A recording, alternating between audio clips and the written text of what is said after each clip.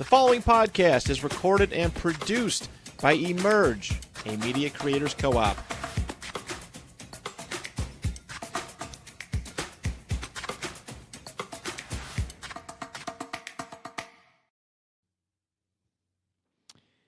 Good afternoon, ladies and gentlemen. This is the Defion Productions podcast. I'm your host, the hardest working nobody in Bitcoin, Don.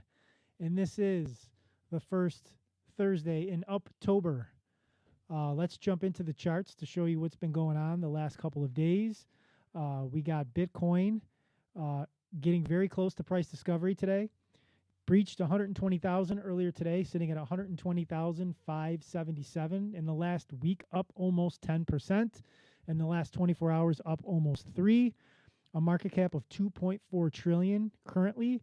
Ethereum also moving as well, almost at 4,500 a coin, up about 14.2% in the last 7 days, and up about 4% in the last 24 hours. Bitcoin dominance was rising. Ethereum seems to be moving as well. Taking a look at some of these other coins, it looks like the entire market is moving along with Bitcoin. Typically, that's what happens. Bitcoin moves and the rest of the market moves along with it. The king moves the market as usual.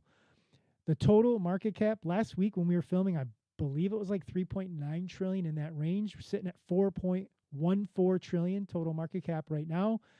Fearing at an almost all-time high at a 4.14 trillion market cap, the Fear and Greed Index is almost in the middle at 51. It's pretty crazy. So, you can take a look and, if you shitcoin, you're happy today.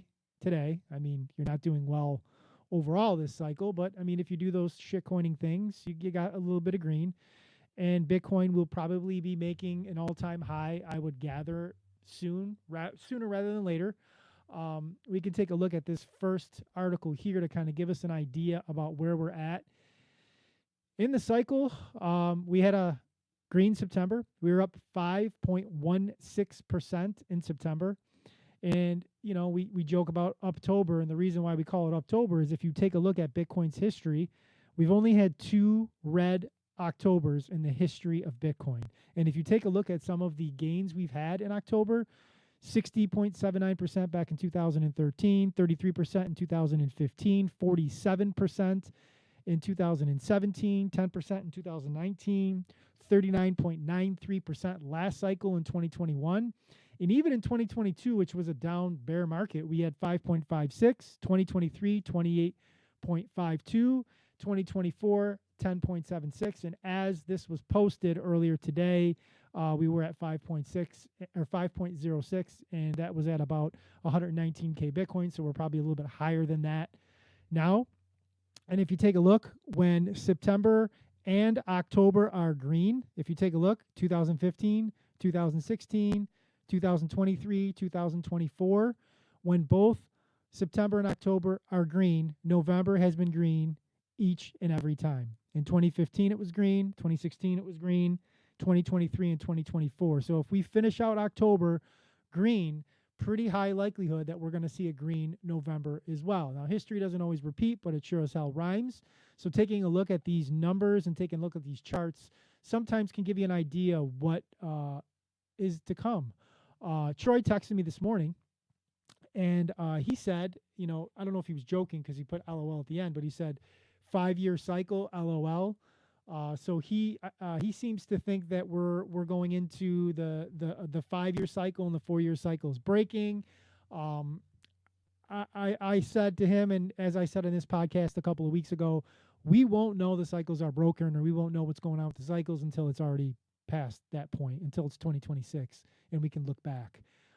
As of right now, where we sit today, this moment, we're playing out still the way that prior 4-year cycles have played out. I mean, if you take a look at 2017, we had 47% in October, 53% in November. If you take a look at 2021, we had big gains. October was the big month. It was sandwiched by 2 red months, which is kind of weird to look back at.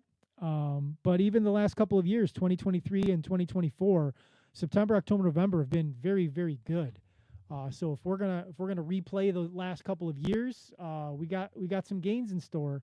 We are sitting a couple thousand away from price discovery. Old all-time high is 124,000. As we film right now, we're getting close to 121. We're at 120,753. So a couple of thousand, like literally under 2% away from a brand new all-time high. Once we do get that price discovery and, it's the sky is clear, we'll kind of see where, we find that new all-time high and, what happens with the rest of the market after Bitcoin does that. Does Bitcoin run like, 2023 or like 2017? If we're in for 30 or 40% gains, we still got another 30% to go in October.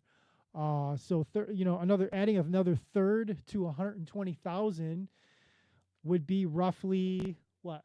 A third of 120 would be another 50, 60 grand. We would be sitting probably like 175 ish.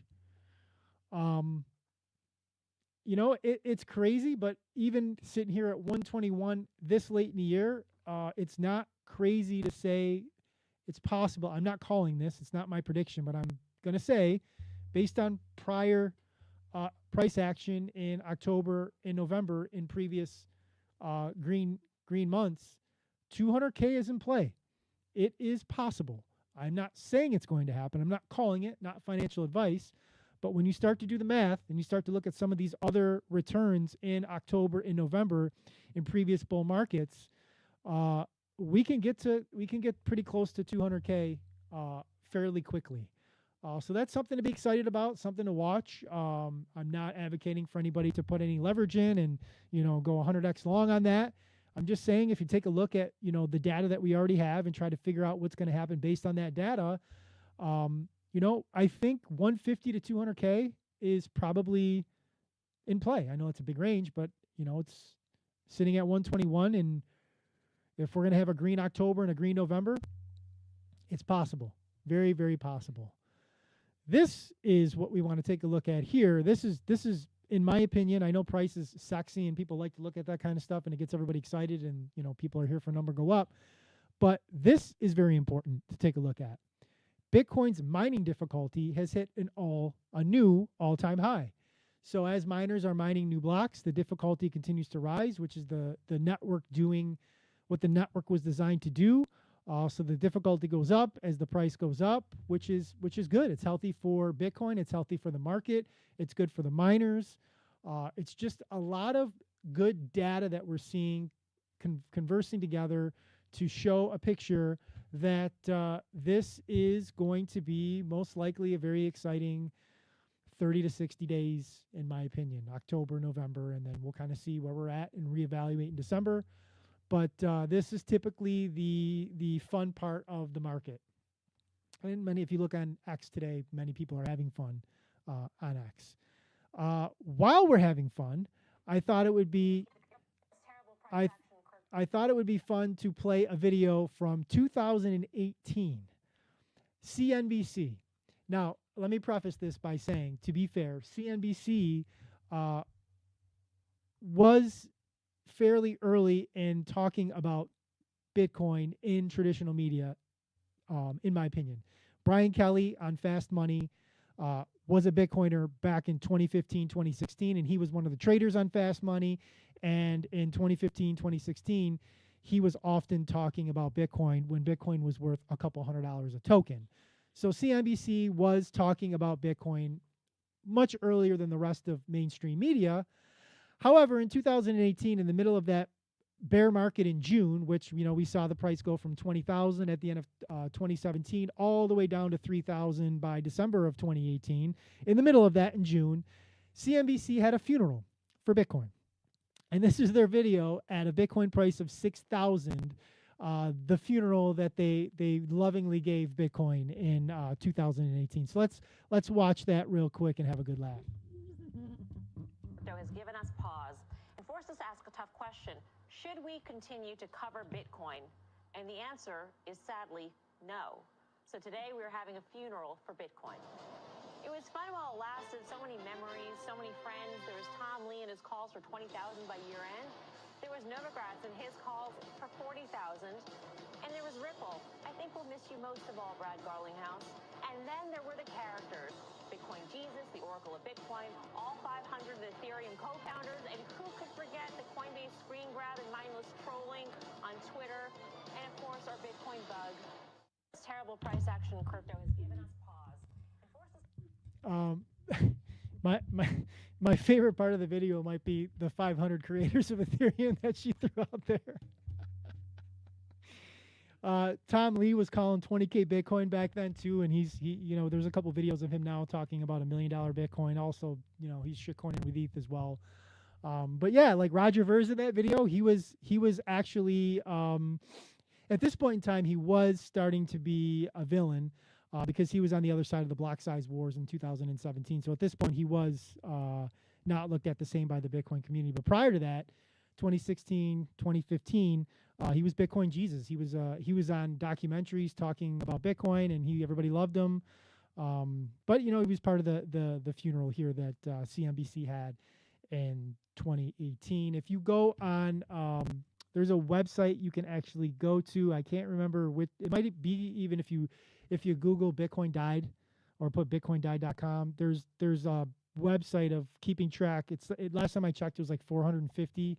That mainstream media had called Bitcoin dead 400 and something times at that point. So back in 2018, when CNBC had a funeral for Bitcoin at $6,000 a token, there were many more funerals that occurred for Bitcoin after that. So I thought that was funny when it came across my feed today. It's always good to see when price action is positive and people are feeling giddy on social media, the videos they can find from the past, or the tweets they can find from the past from the people who were shitting on Bitcoin at some point in time and doing their doing laps around those calls. Okay, here's another video. I think I've shown this video on the podcast before, but I think it's good to show it again, even if I did. This is the Telegram founder, the founder of the app of Telegram, talking about how much, like, basically saying that he owns like no fiat, that he has all of his value basically in Bitcoin. And this is with, I believe, Tucker Carlson is interviewing him here. It's a 43-second clip. Let's see it in his own words. Also, for me, it was never about money, right? So I have a few $100 million in my bank account or in Bitcoin since 10 years ago, and I don't do anything with it. I don't own any real estate, jets, or yachts. I don't think this lifestyle is for me. I like to focus on what we're doing with Telegram. You don't own anything? Like big assets? You don't own no big assets. Exactly. An island in Hawaii or no land, no real estate, nothing. Why? Well, because for me, my number one priority in life is my freedom. Profound last statement there, huh? His number one priority in life is his freedom. The reason why I wanted to show this again, even if I showed it before, a couple of points I wanted to make, and Rich, we can kind of talk about this too. You might have some insight into this. I think that the ideology of the new wave of ultra rich people, right? You're going to have boomers, dying off, leaving their assets to the younger generations, or selling off assets and it be redistributed to new, multi-hundred millionaires and billionaires and such. I think this younger generation of ultra wealthy are going to handle their wealth differently than the previous generations did. And I think he said it in this clip, if you were paying attention. Like, we grew up in a time, Rich, and I know you remember this probably, Lifestyles of the Rich and Famous. Remember? Robin Leach. Wasn't that the show? Lifestyles of the Rich and Famous? Where you would see Robin Leach interview millionaires and billionaires, and you would see the excessive stuff they would buy, the ridiculous, like, vases or whatever nonsense that they would just have, paintings and such, and multiple yachts and cars and like garages full of, like, just excess, just wasting money and just flashing all their money. And that was like what we grew up like that was rich. You'd have a huge mansion, a garage full of a ton of cars, all kinds of paintings. Like that was how you flaunted your wealth, big yachts and stuff like that. I think that the ideology of wealth and how like wealthy people will handle their assets and their wealth today will look a lot different than it looked 20 or 30 years ago. What are your thoughts on that? That's an interesting thing because I'm going to tie into the. Okay, so remember in the 80s, Hmm? Wall Street, Yes. Michael Douglas, The movie, yes. Green Charlie Book, Sheen. Hmm. right? And that was very much in the 80s. You think of like shows like Miami Vice and like the Cars and all that stuff that you're saying. Lifestyles, Cribs, all those things that we watched, our generation, younger people watched, was about what to do with the stuff when you make money. And I definitely, knowing a lot of younger people, being a former educator and still talking to many of them, most of them, um, as they acquire wealth, are much more interested in um, experiences. So they're not buying the big house that their moms and dads might have had on in some, like in some big house with the big great room and all that stuff. They're like, they're trying to like think the friends, the younger friends that I have that are at that point where they can acquire those things. I definitely feel like they're looking at their money differently. Not everybody. I think people that are coming from established wealth will continue to be the same way. Like if you're somebody the third, I think you're going to still do the same shit. You're going to have your golf country club and all that crap. But I do agree. I think a lot of younger people are much more like I want to travel. I want to do different things with my money. I don't need to have things just to have things. I mean, even some of the athletes that you see nowadays are very different than they were 20 years ago. Professional athletes, I think that's an example. Those are ultra rich people that are kind of already in that generation. They're like, how much do how much money do I need to make? Like I'm already seeing a change in that narrative. So I think you're right. There are going to be a percentage of people that once they're in place, they're going to become just as bad as their predecessors. But I do feel like there is going to be ownership, wealthier people that small companies that want to take better care of their employees. They don't need to make as much. They want to be rich, but they don't want to be. They don't need to be ultra rich. They just want to be able to do what they want with their money and have a better experience as owners. That's a lot of things that you'll see. I think you're starting to see that with younger company owners now. Wealthy people in the fiat system, it's about it like Wall Street. The movie Wall Street's a good example because it's really about excess. Like you need more money because you want your lifestyle to show more and more excess. You want the bigger yacht, you want the bigger car, you want the bigger house. You just want things to be bigger and bigger, and you're competing almost with almost a unattainable goal, right? Because if you got a 100-foot yacht and the guy next to you gets a 200-foot yacht, then it's like your 100-foot yacht is yeah, and that old school ideology that's in the fiat system. I think I could be wrong, and of course nothing's ever 100%. But the Bitcoiners that are acquiring wealth and that are gaining, more status as the price of Bitcoin goes up and as they continue to accumulate and they become the next level of what you consider to be wealthy. The ideology of like freedom and the ideology of like I don't need to have like 4 cars. I don't need to have like a 5,000 or 10,000 square foot house. Like I just need a roof over my head. I need a vehicle to get me to point A to point B. If I want a boat, I can just have literally a boat. Like I don't need a yacht. Like those ways that I think that this next generation of wealthy, especially ones that are making their money in Bitcoin. I'm not going to say crypto because I think the crypto mindset is almost the same as the fiat mindset. I specifically am talking about Bitcoiners, Bitcoin maxis, whatever you want to call it. People that are Bitcoin only, that are viewing the world through the lens of change the money, change the world, and fiat being fiat mindset disease, like Bitcoiners. I think those individuals and people that are creating companies, your Jack Mallers, I don't want to say Michael Saylor because Michael Saylor was rich in the fiat system, even though he speaks the way he speaks about Bitcoin. I think he's so tainted by the fiat excess. Well, and that's kind of what my point was. I agree that it's Bitcoin specifically, but I think young people in general, with how they examine wealth, is different than, and I think Bitcoin is an example of that. I think they look at what CEOs are doing with their money, and they just don't get it. They just don't get it. And as they come up through the ranks, some of them will be like, "Well, I'm gonna get back at the people under me because people were bad to me." But a lot of people, that philosophy is definitely changing, and it's interesting. Like, I definitely see that, and I think that a lot of them also, younger people that are in their 20s now, are old enough to have talked to their parents and understand, or if you're a little bit older in your 30s, then you remember the crash of '08. You know enough about 9/11 that you know how you were financially affected, whether it was you or your parents, or coming out of college and blah, blah, blah, college debt, all those things. I think they look at the fiat system in general differently.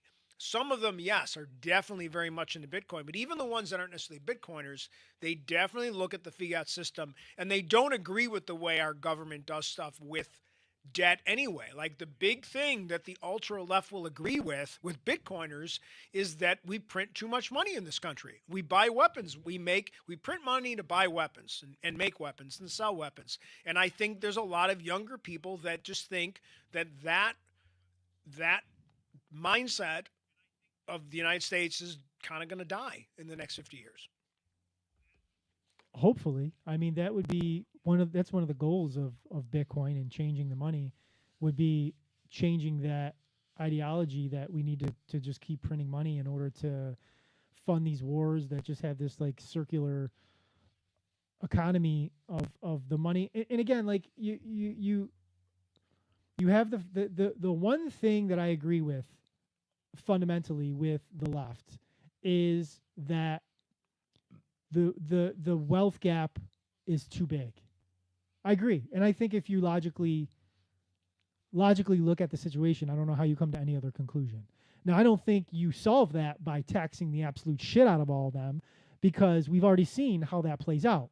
We've already seen that when you redistribute money, it goes right back to where it came from in the first place. So that doesn't work. Like, they're seeing a problem, and the solution to the problem isn't solving anything. You can't tax them and then put it back to the lower income or lower class people, because they end up spending it, and it goes, and those people are smart that are ultra rich, and they create businesses and opportunities to come back and get the money anyways. Right. So it doesn't that doesn't work. You have to fix the system. You can't penalize people that are taking advantage of the system. You have to actually fix the system. The system needs to be fixed. It's the money that needs to be fixed.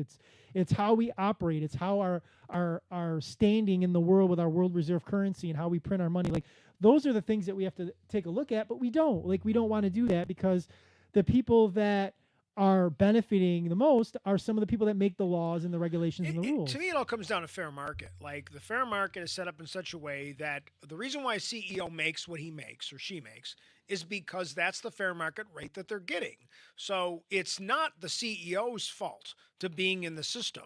It's the fault of the way corporations are treated and the way they're able to get away with the things that they do. So I agree. I don't think go after the ultra rich. I feel if you're going to do something, you have to wait to have a better way to work with these corporations that are finding ways to work a way around, what they do. And that's where the system's broken in my mind, which is, and we allow companies to get into things that they shouldn't do and spend too much money on this and that. And then they're able to, manipulate politicians and all that. That's where it has to start. And then the fair market would adjust for those kinds of things. That's in my opinion. I'm not a financial genius, but in my opinion, the market would drive those things not to redistribute wealth, because I don't agree with that, just doing it that way.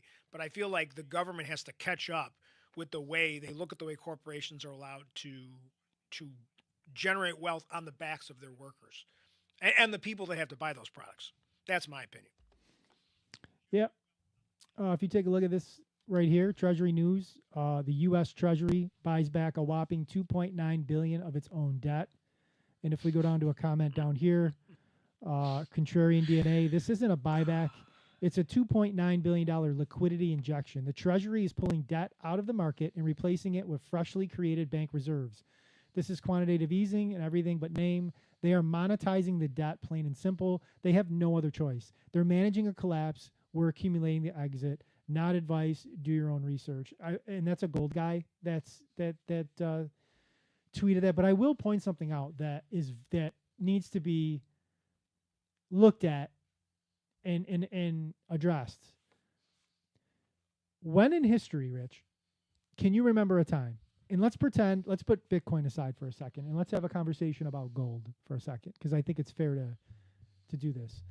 When have you ever in history saw the stock market at all-time highs or right near all-time highs, showing, which we know is not necessarily true because Wall Street doesn't represent Main Street, but in the eyes of financial institutions, that we're doing great because the stocks and equities are at all-time highs, while simultaneously gold is at an all-time high, and gold continues to go up.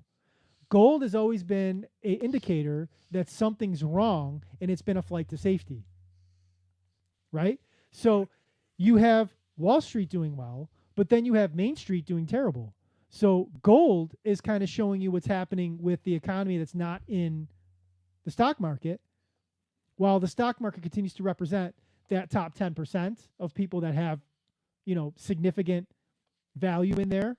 And gold is representing what's happening to the rest of the economy. It's getting left behind. And I just think if you look throughout history, there are not many instances where you have gold ripping the way that it has in the last year while the stock market is at all-time highs. Typically gold, like the last time gold made a run was when 2008 happened and the stock market lost 50% of its value. That's when gold went to an all-time high. Usually that's when people start buying gold. Yeah, Right. People buy gold as a flight to safety.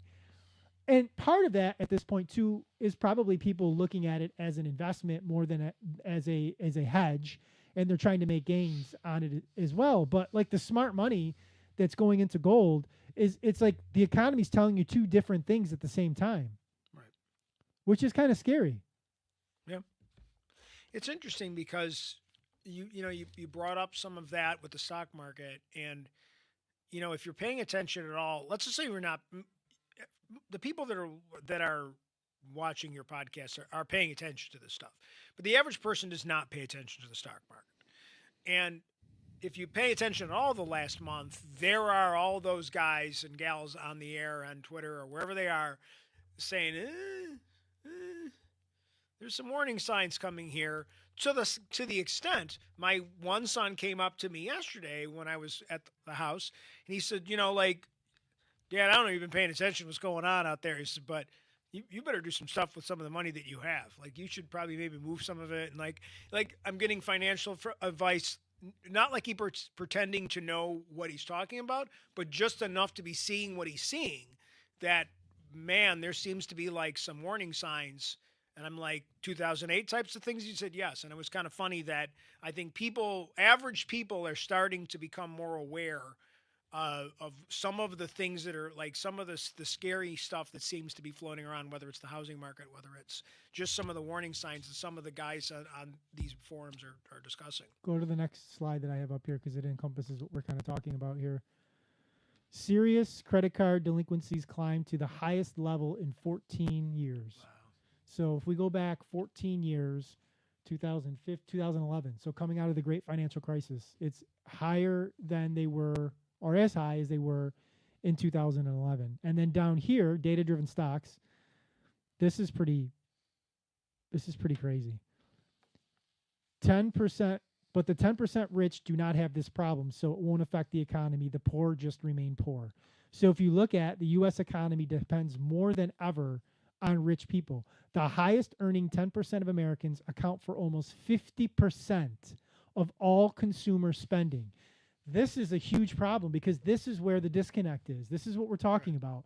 So you're continuing to see people like politicians and Trump or whoever say that things are going great, the economy's going well, but you have 10% of the population carrying 50% of the spending while the other 90% is feeling poor. So 10% feels richer, 90% feels poorer.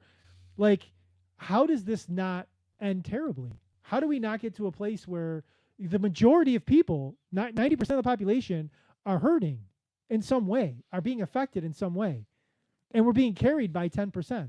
Right. Oh, agreed. It's funny, like, because you say this all the time, like, if I make $100,000 a year, which isn't a lot of money anymore, but if I make $100,000 a year versus someone making $40,000 a year, I can absorb a 30% increase in produce at the grocery store. I barely notice.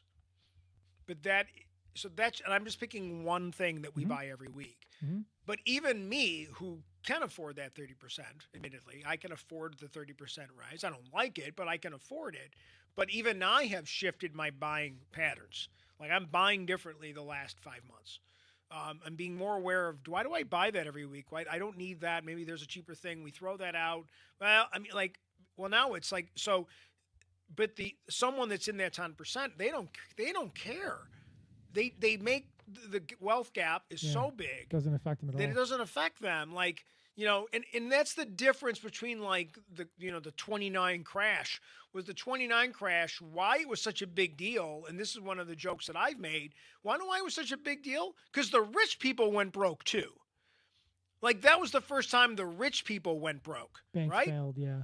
Like they were broke. They were, there's all the like the jokes about the guy that was president of the company that he was selling apples on the street. He was trying to sell his Pierce Arrow, like automobile for whatever to pay to have food. The rich lost everything too in 29. And that is the difference between like a lot of these things happen. The rich don't, well, they made a little bit less this month,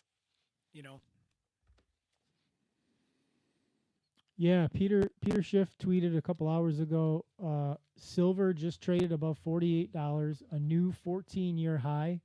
A 65% increase in the price of silver so far in 2025 is not consistent with an economy on a glide path to 2% inflation. In fact, it is a clear warning that Americans need to prepare for the greatest inflation in U.S. history. I thought inflation was over. I don't agree with Peter Schiff on many things because he's anti-Bitcoin, but he's a gold bug, and gold bugs and Bitcoin maxis share a lot of ideologies that are similar, even though he's a complete and utter idiot when it comes to Bitcoin. He does see the economy in a way that, most people are just not talking. Like it doesn't make sense that everything is okay when you have silver, you have gold, and you have Bitcoin showing you that there's something wrong. Yeah, there's definitely that sentiment floating around now that people are saying there's something wrong. And, well, I mean, I just look at the job numbers. Huh. You know what? It's funny you just said that. Look at what I just came across on X. Look at this. Well, we're on the same page. Look at this. I literally just found this as you were talking. Wow, that's no crazy. Employment report tomorrow since the U.S. government is shut down. Can't have bad numbers if you can't release them. Well, that's interesting. It's true, though. Like, you can't release numbers because those people are not the government shut down. The people that would release the numbers work for the government. Yeah, controlled. But, I mean, like, the forecast was that it was already dog shit. Excuse my language. It was already bad. They adjusted from bad to worse, and now worse to more worse. Like, what was it? Was it August? It was minus 4,000.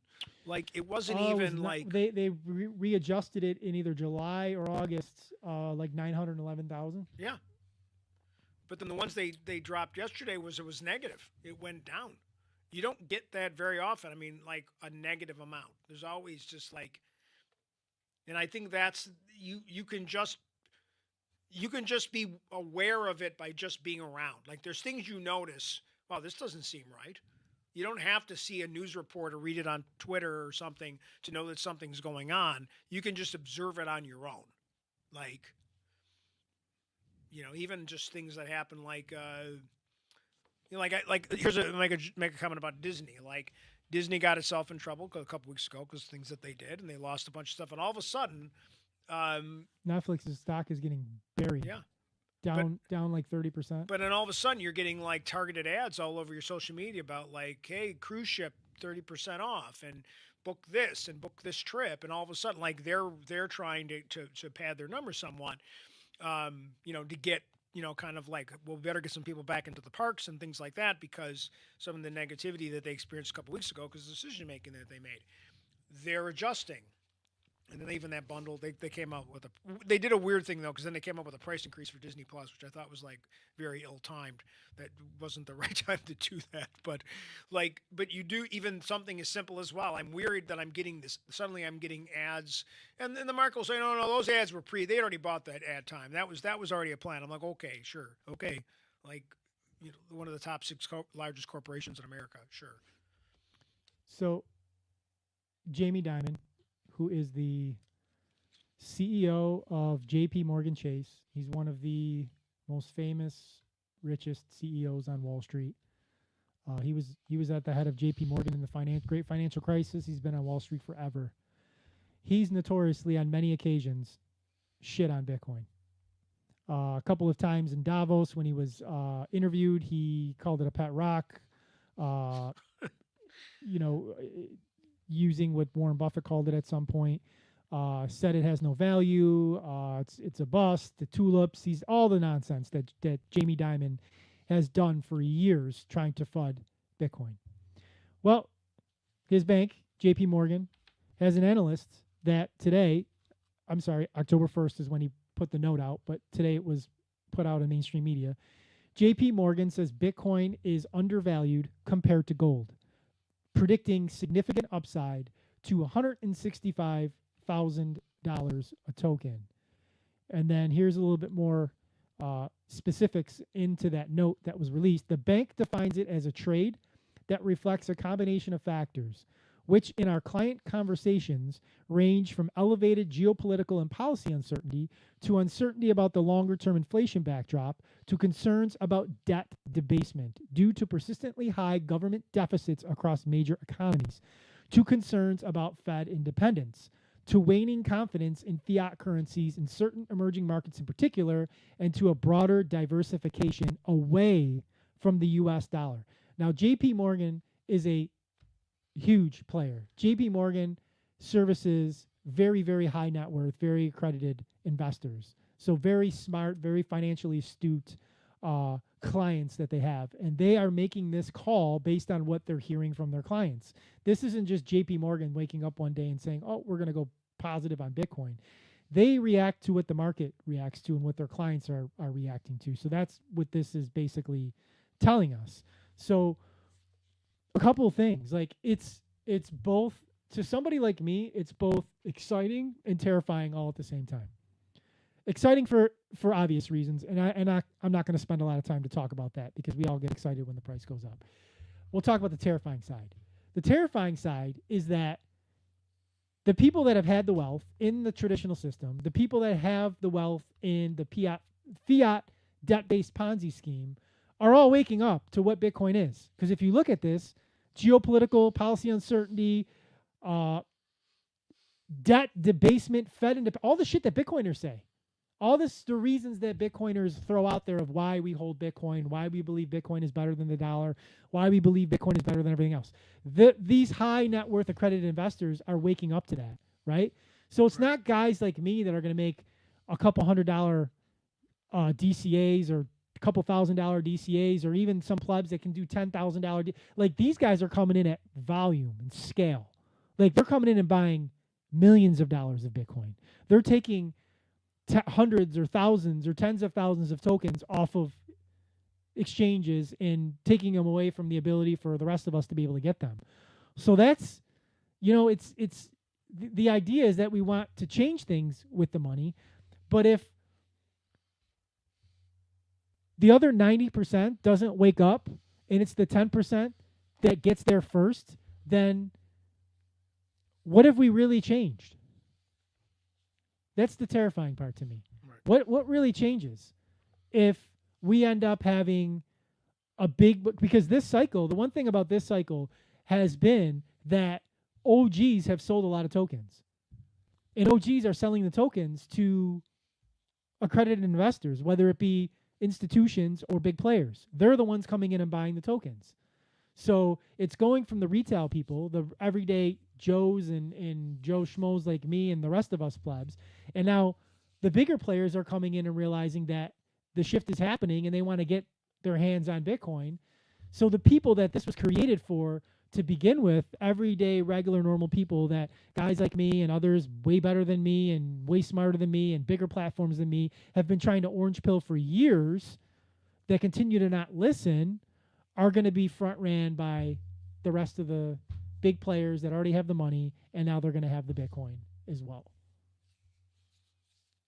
That's I don't know. I don't know. Maybe I don't know if I'm off on that. I mean, if somebody's watching this and they think that I'm incorrect on that assessment and way off on that assessment, I'd love to hear feedback. I'd love to have somebody tell me something different. But I think that, it's probably just been inevitable. We can say this is early, or we're all still early. I mean, I've been in this for over 12 years. So it's quite a bit. Like, every year is faster now with the kind of social media that we have now. Like, a year in 2025 is not the same as a year in 1995. Like, things happen faster and faster. So it's I don't know at this point what it's going to take for regular everyday people to wake up. The people that you said are going to the grocery store and seeing those increases and trying to save, and they can't save anything, and they put a little bit away, and they look at Bitcoin, and it's like, oh, Bitcoin's a scam, or whatever they think, and it's like they don't realize that the scam is the dollars that they're getting from their paycheck every week that's getting debased away. And I don't know, man. I don't know what to think or feel about that. And it's and I think I brought this up a couple weeks ago, and I think it might have been last week, and I talked about, like, how nations make these errors. And if you think about, like, 100 years ago, the United Kingdom was the most powerful country in the world, and they obviously were involved in 2 world wars, which didn't help. But even leading up to that, the empire got really big. It got very expensive to maintain. They were spending all this money on military stuff, and it was overextending the value of their empire. And, and that led to, again, cracks in that empire, which is why I think other countries said, you know what, like, we can take them on. And I think, like, what you're seeing now 100 years later is that people are looking at the United States, and they just don't have the faith in the United States, whether it's our politics, whether it's our financial decisions, whether it's our R&D. They just don't, like other countries, are choosing to invest in the United States less. And you can say, no, they are. That's not true. Like, it's not. You can look at investment, and some of the numbers that get posted sometimes are ridiculous. Like 30, somebody posted, 30 trillion in new investment from other countries. I'm like, that's just a number somebody made up. There's no evidence of that. It's not true. Like, it's countries are now looking at ways to look at other things. They're looking for more stable financial places to invest their dollars.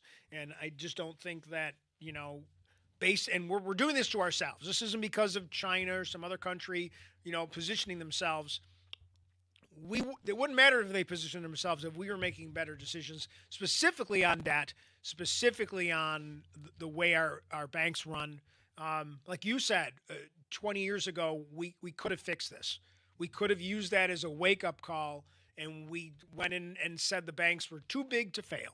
And that's going to be one of those things that's going to haunt us for 60, 70 years, I think, because we decided that some corporations, whether it's airlines, whatever it is, they're too big to fail. That was our opportunity for a great reset, and we instead didn't want to take our medicine. We wanted to prolong the sickness, and that's what we got. Here's a video that will show kind of talking about, like, the average individual and how they feel about Bitcoin. This is Michael Saylor discussing with a podcaster why Bitcoin will beat stocks, and the podcaster getting upset about Michael Saylor's views. Bitcoin's doubling the Magnificent Seven. So in terms of is Bitcoin the answer? Yeah, sure. If you want to beat the S&P index, you need something better than a typical good company. A well-run company will at best keep up with monetary inflation. You need a monstrous digital monopoly like the Magnificent Seven to outdo it. But the greatest digital monopoly in the world, Trish, is the digital monopoly of money. I mean, the greatest digital network in the world is Bitcoin. Bitcoin is Facebook for money, right? It's Google for money. If all the smart, rich people in the world decide that they want to store their money in a bank in cyberspace that will never be debased and hold it for the next 100 years, right? Isn't that the best investment by definition? Because every other company has some kind of crack in its armor, some kind of attack surface. All the other companies get taxed. They have employees, they have headquarters, they get hit with tariffs and fines and et cetera. So find me a big tech monopoly that is global, that sells a product that everybody wants. Nobody can stop. It's you. And it's nobody MSTR. understands. No, it's Bitcoin, Trish. You could see the entirety of that interview, her shaking her head and her just like, and this is not like, look, what I don't understand is how you cannot like Bitcoin, like take Bitcoin out of the conversation. How do you not see that like the Magnificent Seven is the reason why the S&P 500 gives you the gains? So how are you shaking your head when he's basically telling you when you take those great digital monopoly stocks of the Mag 7 out, like you're getting no return in the S&P. You're only getting it because of those 7 companies. And then here's the next step. We're talking about money. Like there is no greater digital revolution than monetizing and digitizing money. And that's what Bitcoin has done. So we're taking it a step further. The entire of that interview, she wasn't even allowing herself to like take in the information. I could just see like the wheels spinning and she was waiting to like have her, no, like you're the only one buying Bitcoin. Bitcoin's this, whatever predetermined thought she had about Bitcoin or whatever biases that she had, she wouldn't even allow herself to listen to what he said, take it in, internalize it, and think about it from his perspective. She was just ready to combat it.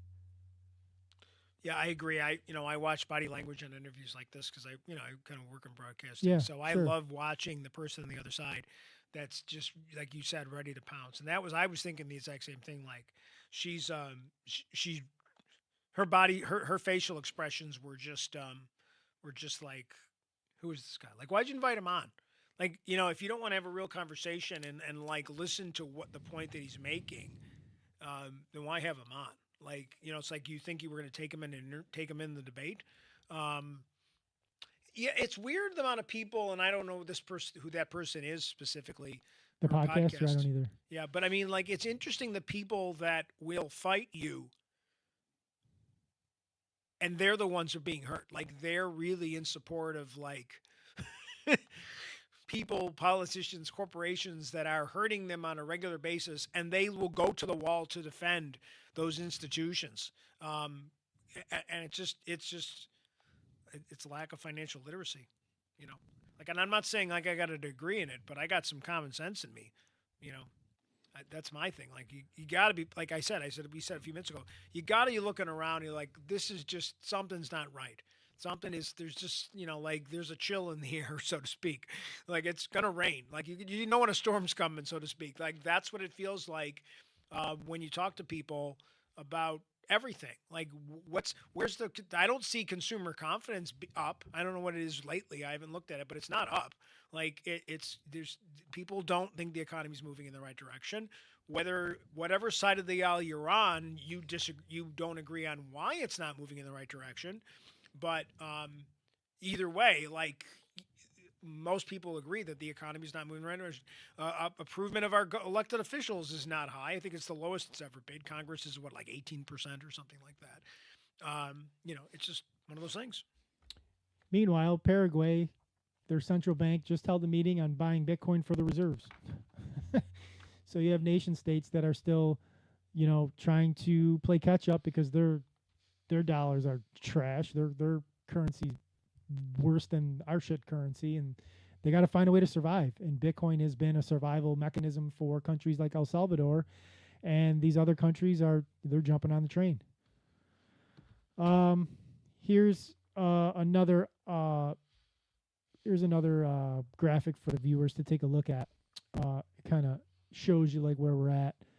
Bitcoin is at a 3% adoption in 2025. This is equivalent to social media users in 2005, or the internet users in 1990. So 20 years ago, this is kind of crazy. 20 years ago, in 2005, 3% of the population used social media. I wonder what that is. I mean, it's damn near over 90%, I would assume. Yeah.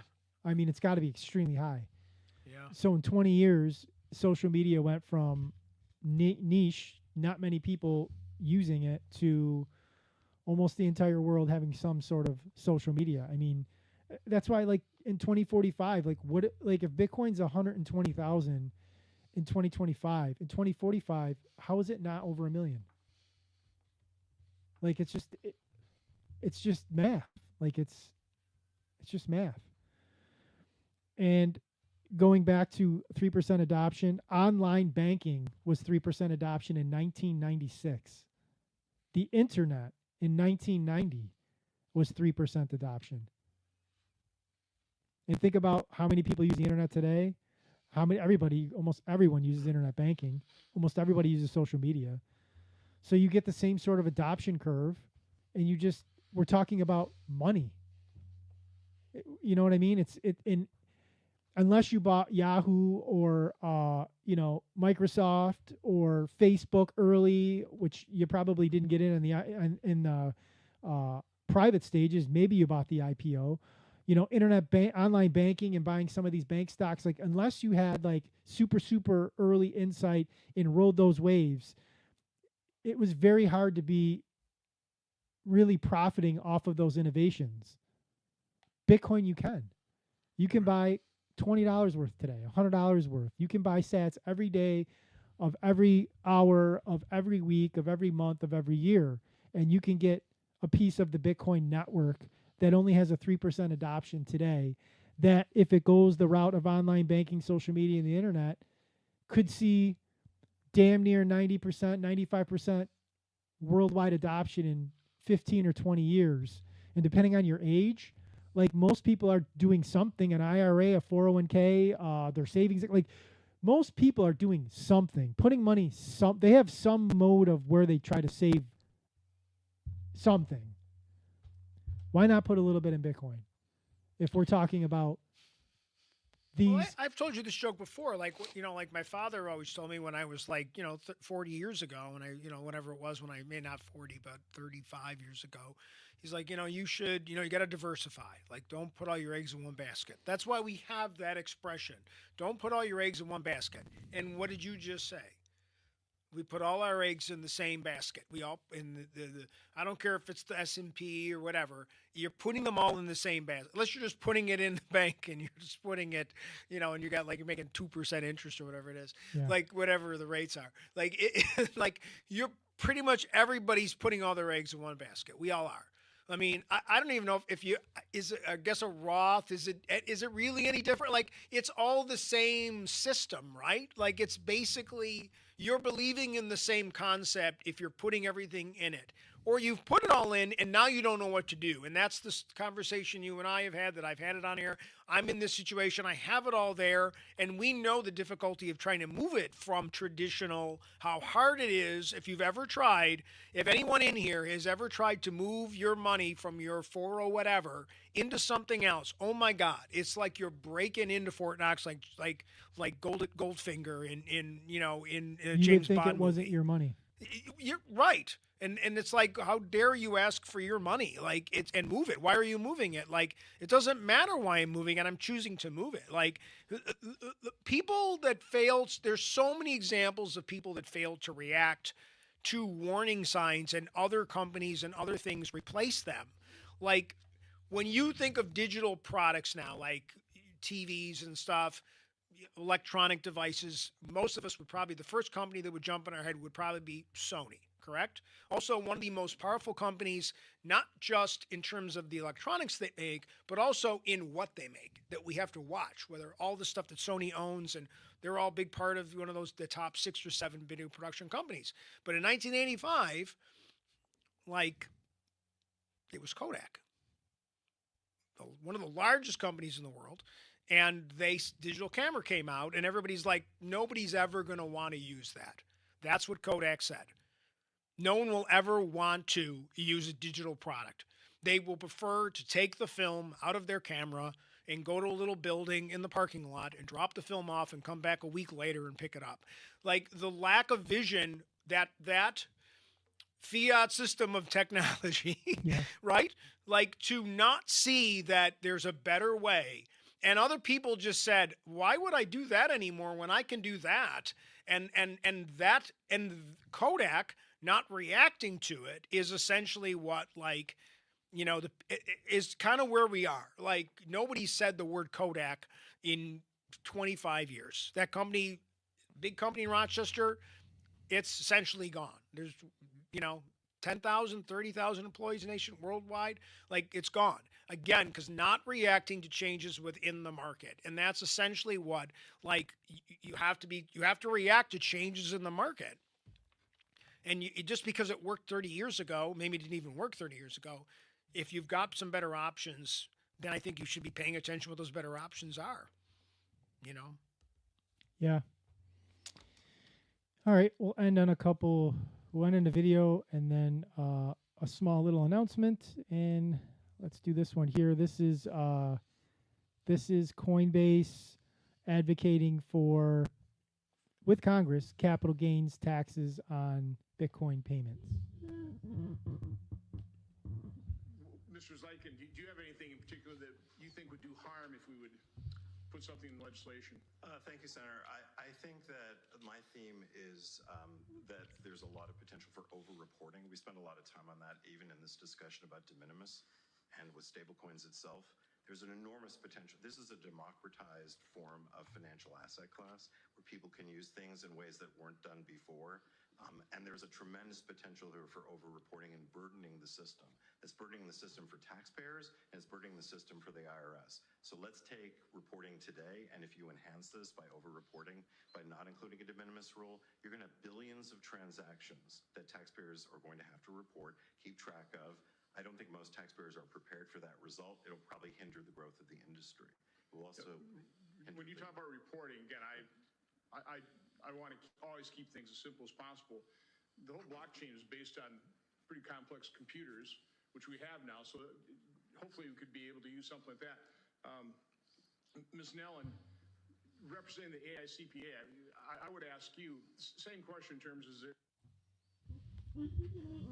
So they're advocating to not have a report on every single individual transaction and having to pay taxes. It's just very cumbersome and doesn't make a lot of sense. So they're trying to make some common sense laws in regards to how we tax Bitcoin and how we tax transferring it and sending it and stuff like that. It just makes a lot of sense to have that stuff streamlined and makes sense both for the taxpayer as well as the IRS. It's gonna have to keep track of all this stuff. We'll end the podcast here on making an announcement that we're going to do a co-podcast in a couple of weeks. I think it's the 16th was the day that we're going to do it. That's 2 weeks from today. Hotto, Florida, who is a member of the Bitcoin Army, we're going to collaborate together and have a podcast here. If you take a look at his Twitter right here, and I think I can click on his... Oh, I think I could. Yep, right here. He's got a YouTube as well, where he has a YouTube channel here, the Bitcoin broadcast, and he's had a couple of cool guests already. He's had Neil Jacobs, Bitcoin Ratchy, who I showed a couple of his tweets actually today in our podcast. Tomer, Gary Cardone. So like he's doing his thing. So we're gonna collaborate in a couple of weeks. And I'm not sure what we're going to talk about yet, but I'm sure that we'll have a lot to talk about from here till then in regards to how the market's doing, seeing his thoughts on things, my thoughts on things, and seeing where we sit on all those things. So, as always, wrapping things up, one more week. Let's take a look before we jump off where Bitcoin's at, almost 121, 120,903. Don't trust, verify, ladies and gentlemen. Have a good week. Peace.